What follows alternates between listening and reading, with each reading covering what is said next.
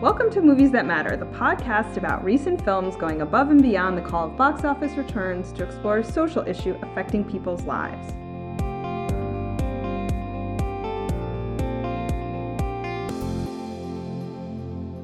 I'm Nicole Finari, and unfortunately Stacey Moore can't be with us today, but we do have...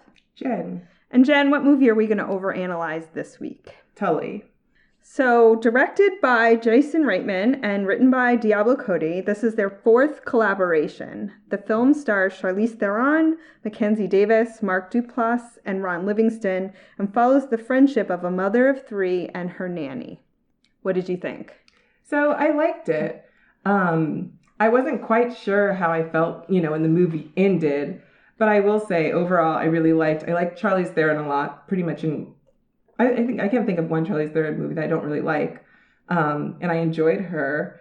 I really like the stark portrayal of motherhood, just that sort of exhaustion that she embodied for at least the first half of the film. And just the way that they handled the repetition of the early days of motherhood where you hear the baby crying and crying and crying, and you have that sort of sequence of, you wake up, you change the diaper, you feed, you go back to bed, and just the way that they portrayed all of that.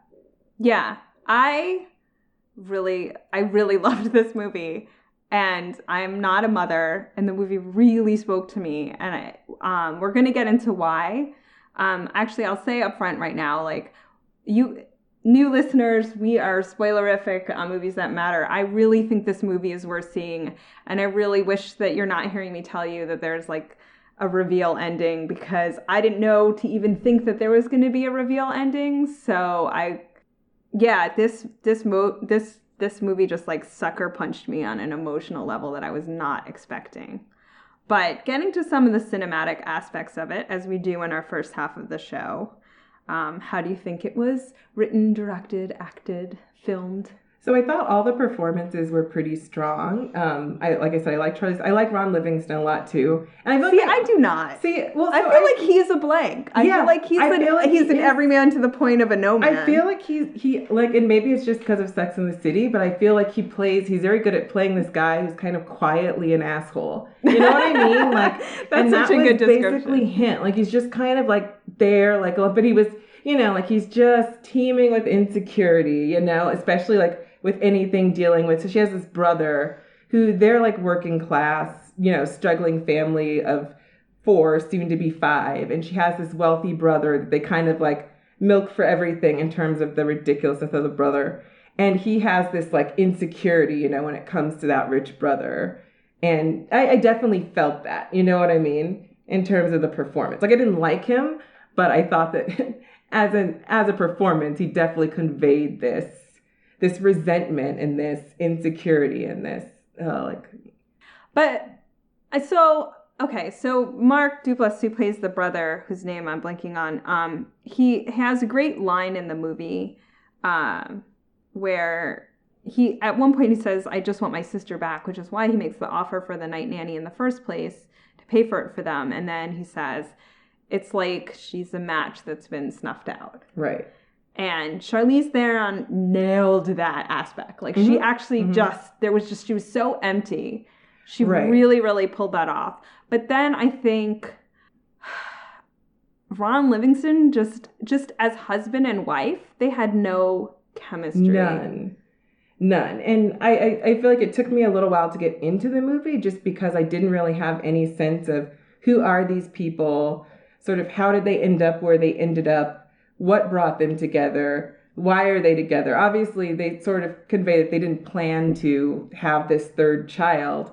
But beyond that, I just don't know. I don't know how these two people ended up together. I don't know why, you do wonder, why did she choose this guy? They imply she had this exciting life in Brooklyn, but they just give us this tiny little snippet and not much more of that. And she's just blank. And it's hard. It was hard for me, at least for the first half hour or so, to really get into the movie and care about the characters. I felt her exhaustion, certainly. But I feel like part of that was just I feel like they did a really great job of having the sound be completely silent except for the crying baby. And the sound of that crying baby, you felt it in your nerves. Yes. Just how But that was all there and was. And the little kid was kicking the back of the seat. Yeah, exactly. That's all there was for me in parts. It was just this primal, like I felt her stress and her exhaustion, but I just didn't really have any sense of who she was or who he was or why they were together. So I felt like I was almost watching a movie about a friend of mine. So I think that might have been where I connected a lot more. As you're saying it, I what you're saying completely resonates with me. She is such a blank. Yeah. I think for me, I have one really good mom friend who's just exhausted, overwhelmed, money is tight, just really going through these struggles. And there was a sense of watching a movie about a good friend of mine. So that was really interesting. And I think that probably sucked me in. But I will say, like, I'm going to fault Ron Livingston on this one. That's fair. Because, so we had briefly talked, you had mentioned the scene. There's a great scene with Mark Duplass and Charlize Theron, like, having a brother-sister moment where he makes the offer for the night nanny to help her out. And, like, their chemistry was really good. Yeah, exactly. Like, it was like the brother was an asshole. Like, he's kind of this rich asshole. But you at least felt like this guy loves his sister and she loves him, and you felt that connection between the two of them. And they had this scene in this like tiki bar thing that he makes where it just, that really shines through, where he's saying, I love you, And I think when he said, I don't want it to be like last time, I took that as him alluding to like some postpartum depression. Right. And with the match that had been sort of extinguished, I thought of that more as just sort of like you're in this cycle of just doing the same thing every day, and it's boring, and you just feel zapped, and like that sort of sense, like what happened to all these things, like when I was 20 and there were endless possibilities. That's sort of how I took those two lines. But yeah, like you're saying, I really felt the connection between them as brother and sister, and I didn't really feel that between the husband and wife. And like you were saying, maybe that's more deliberate in terms of like what they were trying to convey about their marriage. Maybe it's just that Ron Livingston's not I think it's Ron Livingston. That's my opinion, throwing it out there. So what did you think of like the husband character? So here's the really weird thing about having gone to see this movie. On the way to the movie theater, I was listening to the Dear Sugar podcast. I love that podcast. It was hilariously ironic that the episode I was listening to was a bunch of women writing in. It's like an advice column come to podcast about all the invisible labor that women do and how to get their husbands to even acknowledge the huge scope of things that they do as wives and mothers, and then to get the husband to agree to do some of it. Right. So like going into this movie, it was just this total repeat of where you see the husband like helping the daughter with her homework. But it's like 2/3 into the movie when you that's the first time you see him doing anything. Right.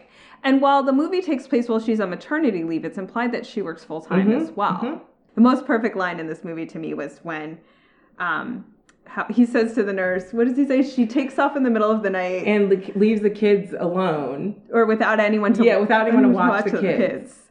And the nurse just looks at him and goes, "But you were there." And he's like, "Oh, yeah." And he's like, "Oh, right."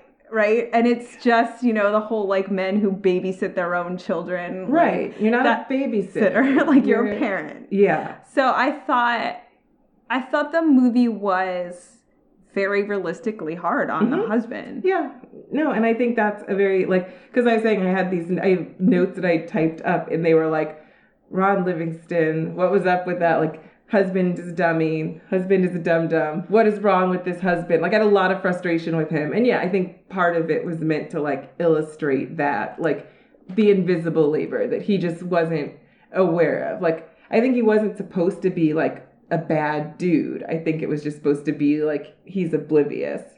But I just feel like if you're in tune to it and you're watching it, it was really annoying to watch at times. The thing that got me was the scene where she just looks exhausted. It was another one of those Charlize Theron, oh, she's not wearing any makeup. Oh, it's so but she looks exhausted. And then, like, she mentions the night nurse, but it's like because the brother had offered to pay for it. And you can see, like, in his, well, like, do we really need that? And it was like, you asshole. Like, look how exhausted she is. And because you can't handle the fact that, like, her brother is wealthy and paying for it, your ego is more important right now. Yeah. There's going to be so much more to unpack later in the podcast about all of that stuff that I want to get into, but I do want to kind of like make the roundup on the cinematic elements. We'd be remiss in not discussing how amazing Mackenzie Davis was, saying some ridiculously terrible lines. Yeah. But her chemistry with Charlize Theron as well was spot on. I agree. They were great. All of their scenes were really wonderful. Yeah. They were super compelling. There were, as you said, like, cinematically, like, I mean, it was well shot, well directed. Mm-hmm. Nothing really stood out too much to me. There was some good use of montage. Yeah, some of it felt a little like indie by the numbers, like in terms of like when the sort of sad sounding music would come on, and it's all very bleak and but there was a lot of like orange gels around. I felt like on the house to like warm it up and give it this very 70s vibe. Right, I was about to say that, like, because it's like this movie was clearly set now because they had this sort of tech bro brother type, right? But then like the house looked like something from the 70s, and I really didn't quite. It felt like rich people trying to portray a working class family, and they have no idea what that looks like. Yeah. They have no idea what that actually looks like. Right. And then it, again, like, they put this like super warm cast over everything, so it gives you even more of this sort of 70s vibe. I guess if you think about like the age of the director, like that would have been when he was young, but he obviously is not of a working class background. Right, and it just seemed, no, I don't think so. No. It just seemed like maybe they only had the house because they'd inherited from somebody and hadn't updated anything, but... Right, but we got nothing. It was just weird. The set direction, the art direction on the house was really weird, and then it was like overlaid, like I said, with the camera work that just left a kind of dissonant tone. And we got very little of like their background, so it's bits and pieces. I will say, to the score, there's one... Like, the most amazing part of the movie to me, not the most amazing part, one amazing part where I just got super duper excited is in their drive from wherever suburbs into the city. Yeah.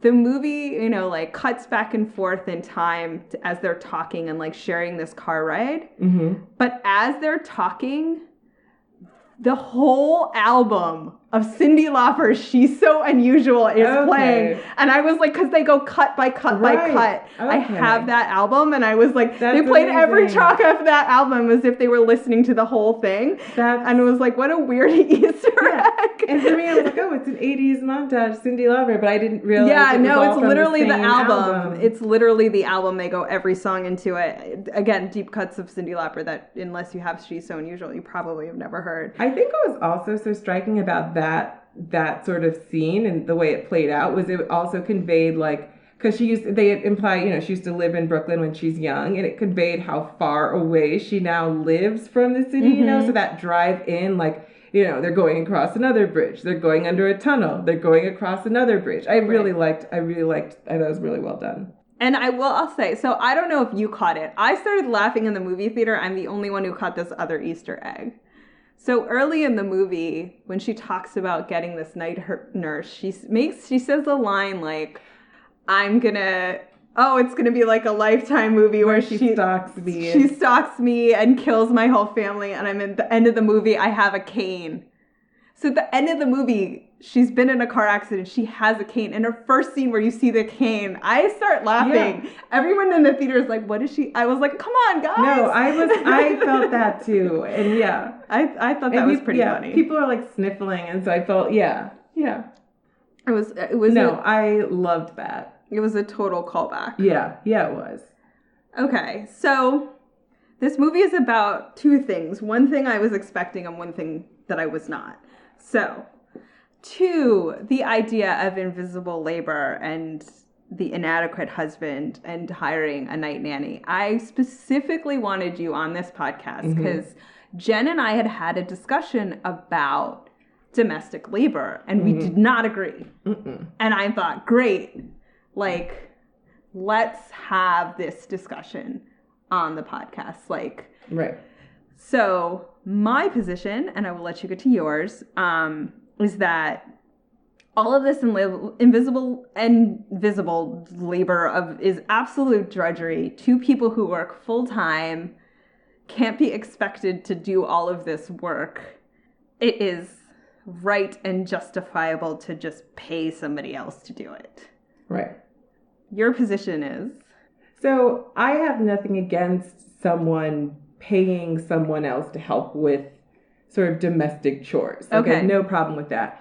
What I have an issue with is sort of the idea that the woman who is struggling with those chores and needs help with them is sort of the only woman in the picture, right? So if you'd hired a person to come in and be, a nanny or clean the house or what have you, that's another woman who has a whole life and has, she might have children herself. She might have, she has a family herself. She has a whole other life. So I think what I sort of have an issue with is we put the focus on sort of like the plight of a certain class, and like this story doesn't really fit what I was talking about. So we're talking about a working class family that is struggling, but I was talking more about the plight of like a sort of upper class, working woman that becomes like that's the only focus. Whereas I think that like feminism should represent all women in all different parts of life. So feminism should represent the domestic worker who's in a vulnerable position, and it should also represent the professional woman who's trying to break through the glass ceiling. And sometimes I think in the States, our definition of feminism puts too much emphasis on the breaking through of the glass ceiling when there are so many of us who aren't even anywhere near that. Yeah. So that's more my issue. Okay. It's the pitting against and sort of choosing to disregard one narrative completely. Okay. I think that's fair. My point to Jen bring up feminism was that, like, isn't this what feminists wanted? They complained about, the unpaid labor of domestic drudgery, and now someone's getting paid, and that's still somehow bad. And I just personally can't believe the solution is that I clean my own house, because I really don't want to. But well, so one, I would say, as I said, just because you're being paid doesn't mean you're being paid fairly. It doesn't mean you're being exploited. You're not being exploited. It doesn't mean that you're being treated as an employee with rights. It doesn't mean that you have a legal status that would allow you to press for your working rights. Right. It doesn't mean that you're not vulnerable and being exploited. No, it doesn't. It doesn't. And I will say, you could blame the movie for sidestepping that issue until you realize who the nanny actually is. Right. And I don't think they do not. And I don't think. I think a big part of this movie as well is the husband, right? And like, the fact that this dude is, he's checking out in his own way. He's playing video games while she's, and sleeping soundly every night, which they show. She has the baby, what is that? The baby monitor. Baby monitor, and it's on the nightstand next to her. And the baby monitor would go off, and you see the light, and there's nothing on his side. He sleeps soundly through the night. She gets up. She's doing all the work. Right. And there's no, and I think sort of deliberately, like, what is this guy doing? As I mentioned, like, you don't see him actually doing any parenting till about 2/3 of the way when you see him doing homework with the daughter. And then she says later, oh yeah, he does the homework and makes sure they have their assignments the next day. Right. But so what was in this? You never see this man hold a bottle. Right. I know. You never see him change she's pumping away, but yeah. No, you don't. And I do think, and it was, so in the Dear Sugar podcast, which again, you should just listen to this podcast because it's really well done. But what they talk about is how even if you can do the task, you can't manage the task. And so two of the women on the podcast who are professional women say, like, all the texts, they're like, their husbands are like, okay, I'm going to take on this thing. But then the texts, all right, I'm going to, I'll stay home with the children, you go on travel, but then you get the text of where is this toy? What time does this kid need to be at soccer practice? What should I buy from the grocery store? And it's like, I need you to not only do the task, I need you to manage the task, because the management effort just makes the husband, in a way, an employee who resents his job. But he's not an employee. He's a husband and a father. Right. He should be CEO of this household too. Right. But it's not ever, men are not always given to understand what that dynamic is like. And I think so that, the movie ends where they're sort of side by side chopping vegetables, which in the kitchen. I did not care for that ending, which we can get to that later. No, go for it now. Well, so I guess, I can't really can we talk about the spoiler then? All right, let's go for it. Let's I can't talk about the ending without talking about the spoiler. Let's talk about it. Go for it. All right, so it turns out that Tully is, so I guess, is it that she had sort of a psychotic break, or that it's sort of postpartum psychosis, and she's basically conjured up Tully, who is actually the embodiment of her younger 20-something self. Right. It's like an imaginary friend, if you will. Right. So I did see it coming a little bit before the reveal, not a whole lot before the reveal, because I kept thinking to myself, has anybody else interacted with this character? Right. That I was like, is she real? So... Yeah, I definitely had these moments where I was I was getting a bit annoyed because it was like, this is too good to be true, right? Like, there's no way that this, I called her the hipster Mary Poppins. Like, there's no way. That's the perfect description. That this woman is just here and she's perfect and she's full of wisdom and she just, she's going to just come in and make everything all better and then she's going to go away, which is a thing that happens in movies. So I guess I'm grateful in the sense that was not quite the case. But I also think in some ways I was just a bit confused as to how it's like one of those things where you watch a movie that has a big twist and you think about it later and you're like, well, wait a minute, what about, So for instance, I feel like as the movie is progressing, as she has Tully coming every night to take care of the baby, she starts to look more well-rested. Like, her makeup changes. Yeah. Like, she looks like she's more relaxed. So, to me, if it was like she was actually, just doing all of that stuff on her own. She was baking these fancy cupcakes. She was taking care of the baby. She was scrubbing the house at night. Then why would she look like she was improving? So no, I actually don't take issue with that, and I will give you a random example. My mother is a mental health professional, and she was working in a hospital with a woman who woke up one day believing that she was like 20 years younger. She was just in her younger self, and she looked it.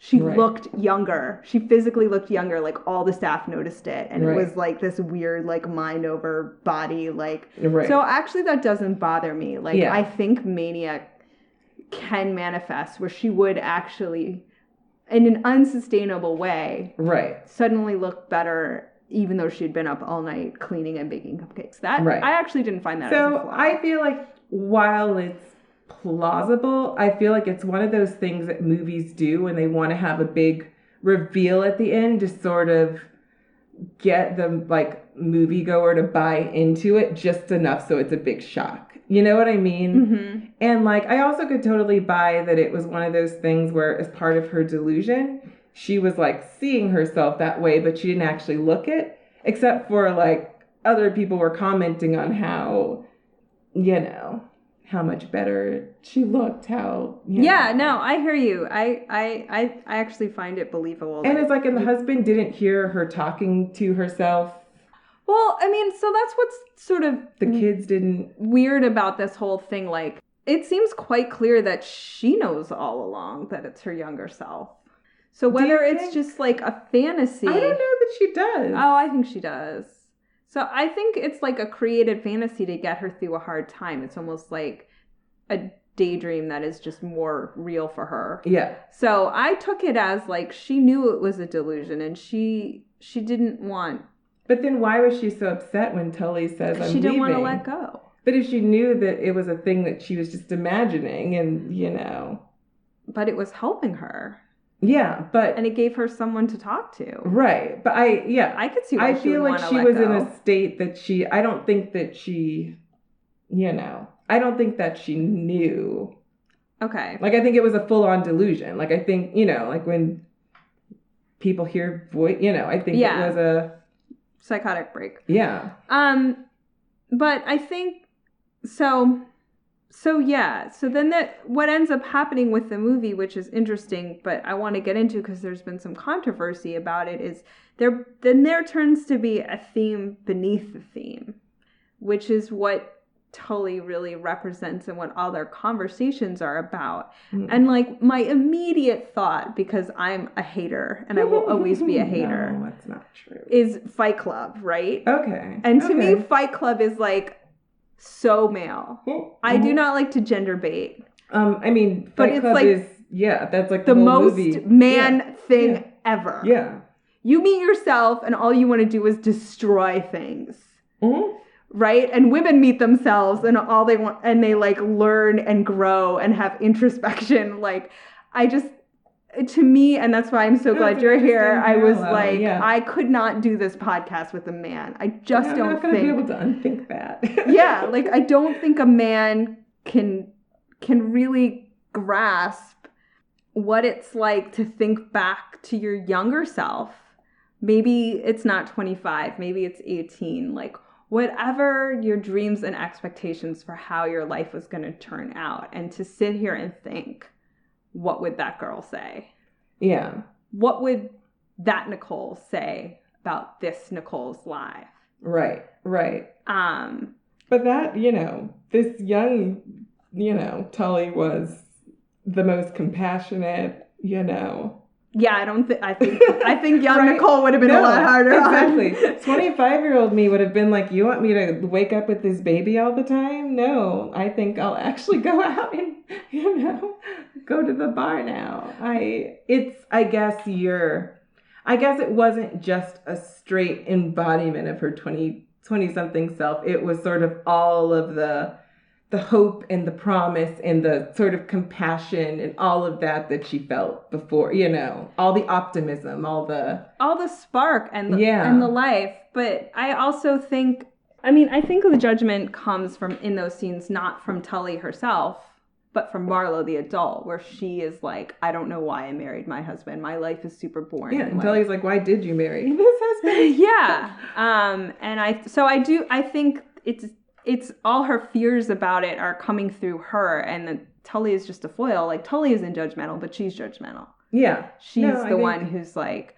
I don't know how I got here. And I think that existential crisis, acts out really strongly for women who've had children, where becoming a mother is so life-changing and alters you in such fundamental ways.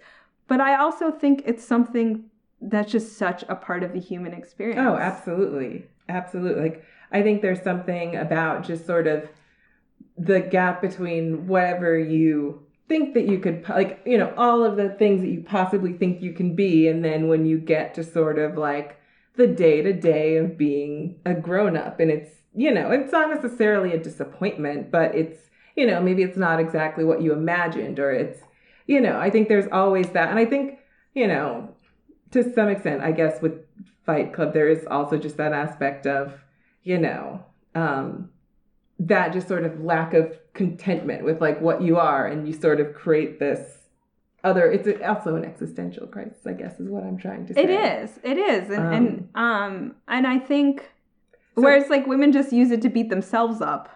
Men use it to beat other people up, and to talk about how the world has emasculated them, right? Right. Because that was basically all of Fight Club, you know? It's everybody else's fault. Yeah, exactly. No, that's a really good. Again, and she even mentions that. Remember when she says, like, with her daughter, and she's talking about, she has like this 9-year-old daughter, and she says, oh, she's like getting to that point where she's starting to be really hard on herself.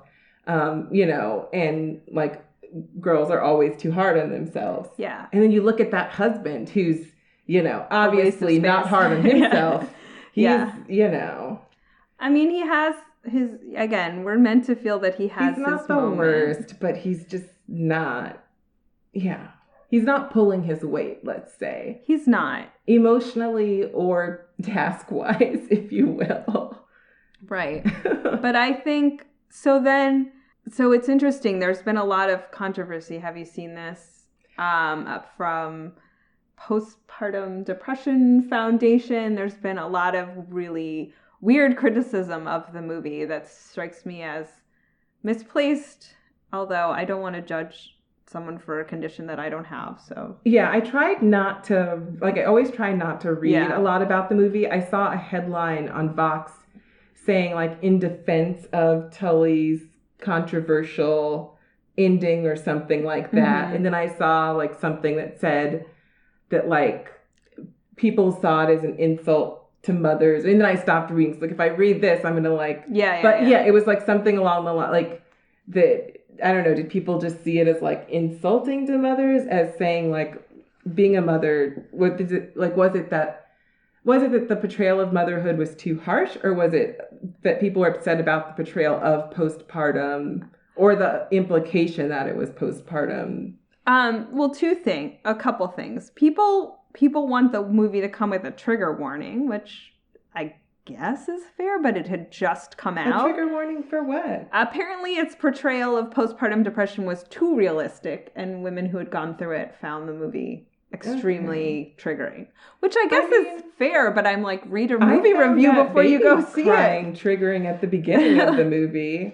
I get it. I mean, so I'm like, but why would you see this movie if you know? I was like, that speaks to lack of adequate research. I don't know what to do about that. But, and then, you know, the complaint was, oh, she didn't actually have postpartum depression, she had postpartum psychosis. I'm like, tomato, like what? But the bigger complaint about the movie was that it doesn't show her getting treated or getting help. Okay. So, and I was like, I think that's kind of the point. So I can kind of, into going back to what we were saying about that final scene, right? Where, like, so it's her and the husband, and she's chopping some cucumbers, and then he, like, stands next to her, and he's also helping chop things. And I just thought that was kind of silly. Like, the idea that, like, this guy who is oblivious, and sure, certainly, you know, your wife nearly dying in a drunken car wreck might turn you around. But the idea that, like, suddenly it's like, oh yeah, I'm going to help out more around the house and we're good now. You know, like, it felt like it was wrapped up a little too neat. You know what I mean? Like, I don't buy that you could have that big of a thing happen, you know, and then you're just making summer salad, like, you know.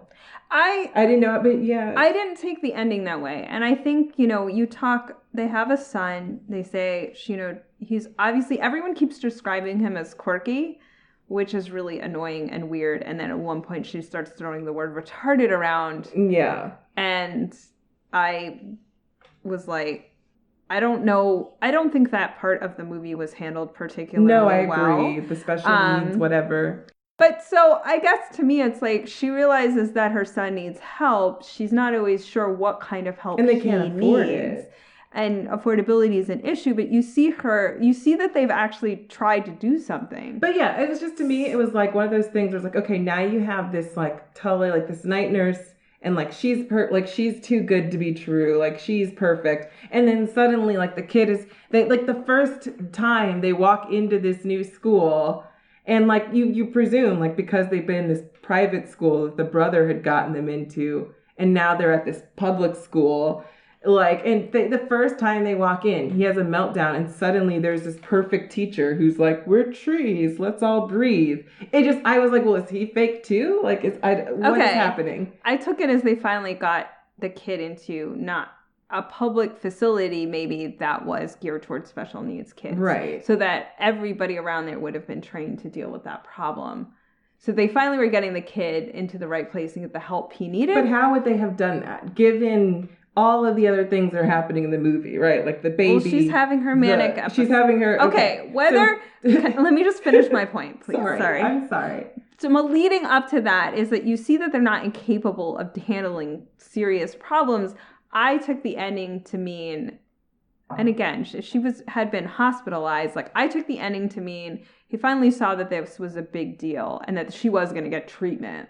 Not he was just going to step up and that was going to fix things. I assumed the movie was telegraphing that more was going to happen than him just picking up the slack. She was actually going to get whatever medical treatment that she needed. I didn't take it as... No, I think that's fair. I would have liked for it to have ended him in some family therapy, but, you know, whatever. But, like, I can buy... Yeah.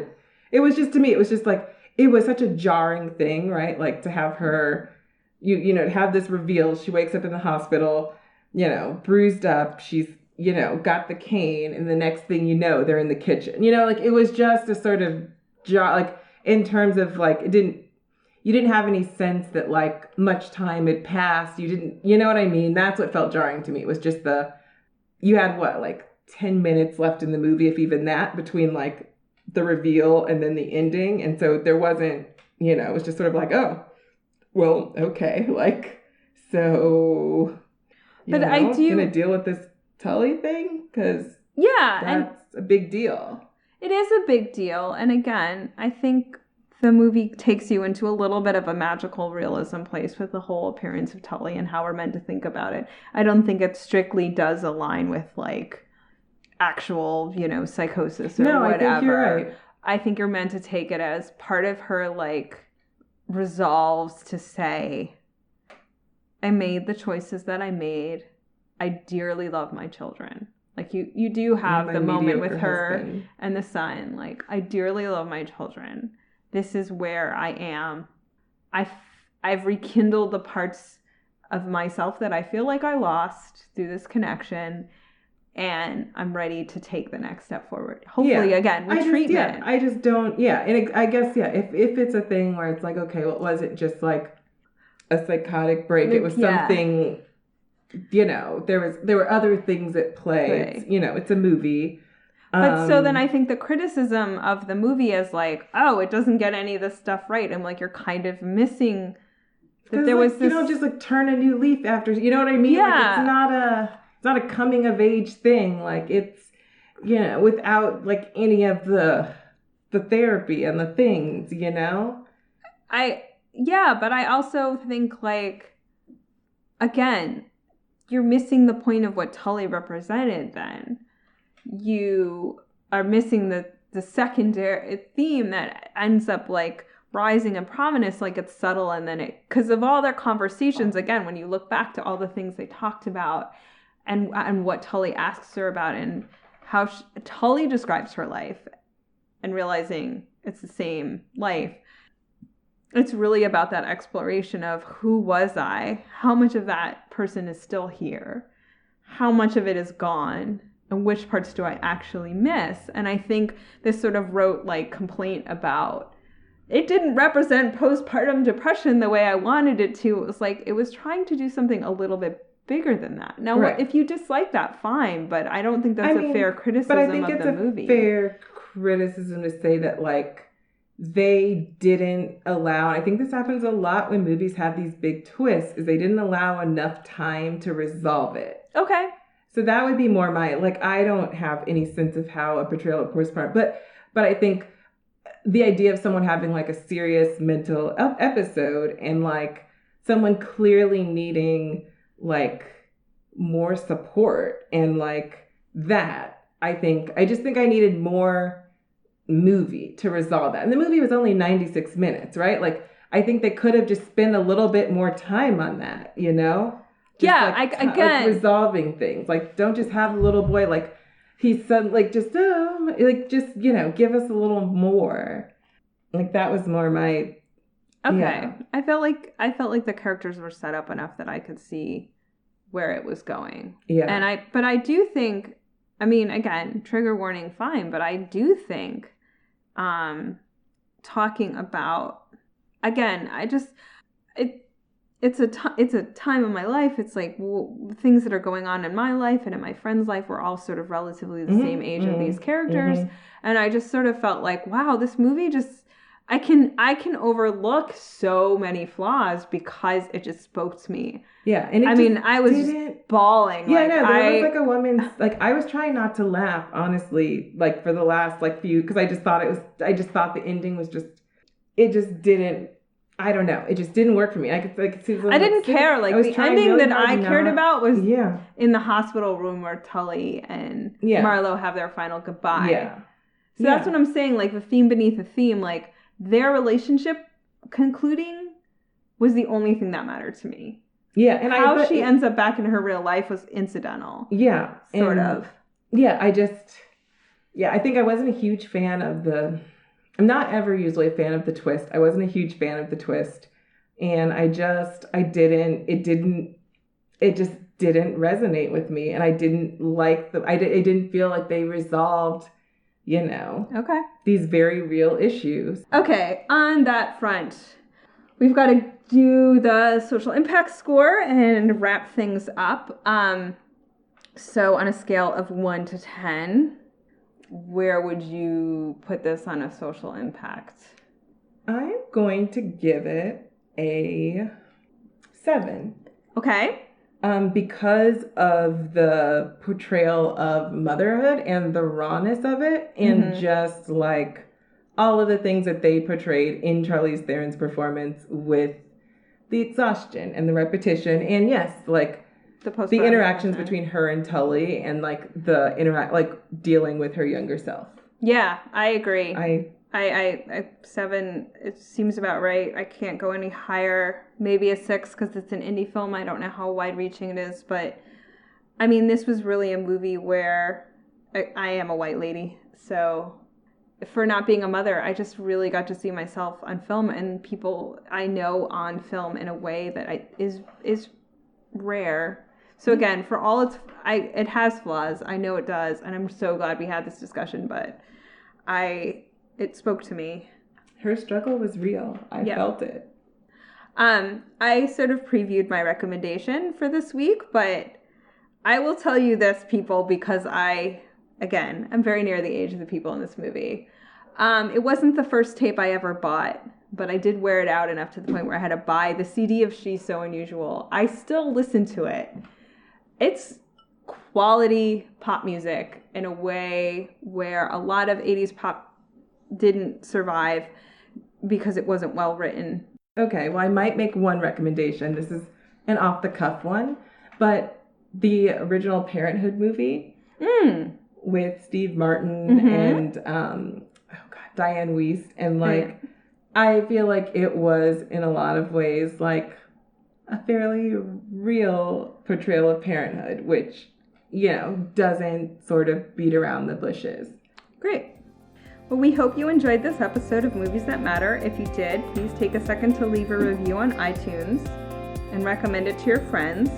Check out our website, moviesthatmatterpodcast.com, for links to things you've discussed, and visit our store. If you want to talk to us, leave a comment on our Facebook page or on Twitter with our tag @MoviesMatterPod, and check Twitter to find out what movie we're overanalyzing next. And remember, movies matter. And so do you. We'll see you next time.